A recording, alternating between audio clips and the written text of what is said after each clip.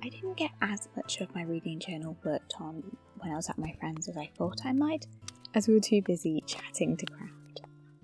However, I did get all my reviews caught up and written. Now, I will apologise for the lighting in this clip as it isn't the best. I was working in the evening and the light I had was fine enough to work in, but I didn't check the camera to see how it was doing, so sorry about that. I only have one read or spread to do, and that is for the Spectrum Legacy series that I binge read last month. This was such a fun Legends of Zelda inspired series that I actually haven't been able to stop thinking about. I want to read them again. And it's funny because it's not even like they're the best written or most amazing books I've ever read, but they were just such a fun experience and I had such a good time reading them that I just keep thinking about them. It also really got me back into playing Breath of the Wild, and I am now obsessed. I have had this game for like over 4 years, but I think in the last 2 weekends I have probably made more progress than I have in all that time.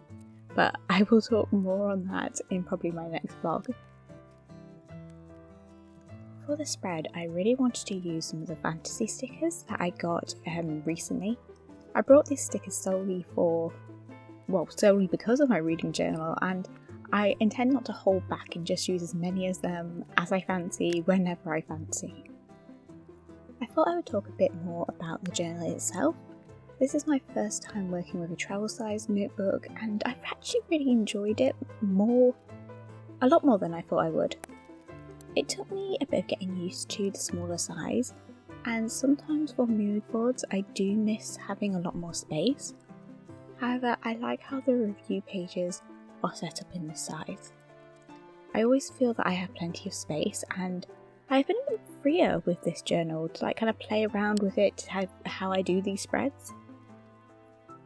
I have done a couple of pages where it's multiple books in the same series or manga on the same page, and this is on the one occasion where I kind of binge read a whole trilogy, and it was kind of just okay.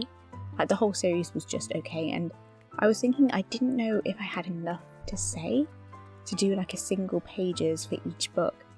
And maybe if I hadn't read them back to back I might have had more to talk about, but I read them so quickly that they kind of just merged into one. So I sort of just journaled about them as one. Same with manga, I often binge read, so I end up merging the volumes together, so it just kind of made sense to do spreads for the series kind of just as a whole. I really enjoyed putting this mood board together.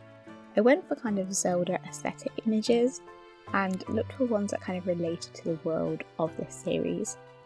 I was struggling with where to put some of the stickers, and I think this is one of those times where an A5 notebook size would kind of have allowed me to play a bit more with the mood board. However, I do like how this turned out. I have decided to add in some extra spreads into my journal. I want to make one for my Spring TBR and also for my Jane Austen reading list. Now, I'm not very good at sticking to a TBR, and I have already been reading books that aren't on this, so I have no idea if I'm actually going to be able to complete this before the end of spring. We're in the middle of spring in terms of months now, and I haven't yet finished a single one of these books, though that will change by the end of this vlog. I I did start with the chunkiest book on this TBR, which is Middlemarch, so I'm hoping that I'll be able to focus on some of the others once that's done. Before We Say Goodbye, for example, isn't a long book, it's simply sad, and so I don't always want to read it. Well, no, sad is kind of the wrong word, it's bittersweet and wholesome. This is the 4th book in the Before the Coffee Gets Cold series, and I'm finding that I need to be in the mood to read this one. However, lengthwise, there's no real reason why I shouldn't be able to read this in spring. And the same for What You're Looking For in the Library. That said, I have had both of these books for a while, and the reason is that they are on this TBR is because I haven't read them, so I guess we'll see. I thought having this list that I might check off might make me a bit more motivated to read the books on here. I do love ticking things off a list. Plus, it will just remind me of what books I put there to read. And I am looking forward to reading all of these books. It's one of those bookworm habits where you're really looking forward to reading a book, so you buy it and then you just leave it on your shelf. I don't know why we bookish folks do that. I don't know if it's because we feel nervous about the book, so we delay reading it, or because we think we're going to enjoy it so that we'll save it. I don't know. I'm not sure what goes on in our heads, but it is something that I think all of us bookworms can relate to. This page is pretty simple. It's just the books on my TBR with a checklist to tick when I've read them. I'm going to add some stickers and make it a bit more decorative. On the other page we have my Jane Austen reading list. Now, I love Jane Austen and have read all of her novels a number of times. However, I haven't read much of her younger work or her unfinished novels, so I would like to. When this is done, it's going to seem like I have loads to read, but it's actually just a list of short stories and writings that I have all in actually one book. I just want to be able to tick each one off individually as I read. Whilst I have put that book, Love and Friendship, on my Spring TBR, this is one that I don't mind if I don't read this season. My aim is just to have it read before my birthday. I'm turning 30 this year, and I decided to make a 30 before 30 bucket list, full of small goals. Nothing crazy like travelling the world or getting married or anything like that.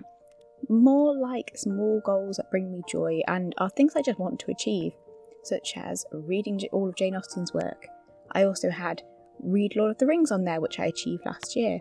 Also got on there watch all the Studio Ghibli movies, learn to French braid my hair, those kind of small goals that I just think are fun to achieve. Do let me know if you have any small goals that you'd like to achieve. It can be from like watching every episode of a show or having a plant survive. I would love to know.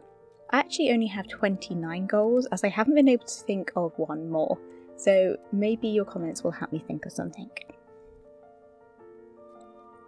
As I did film this in the evening, the lighting got quite bad, so I stopped, and in a moment we're going to jump ahead to the next day so I can show you what this all looks like in the light.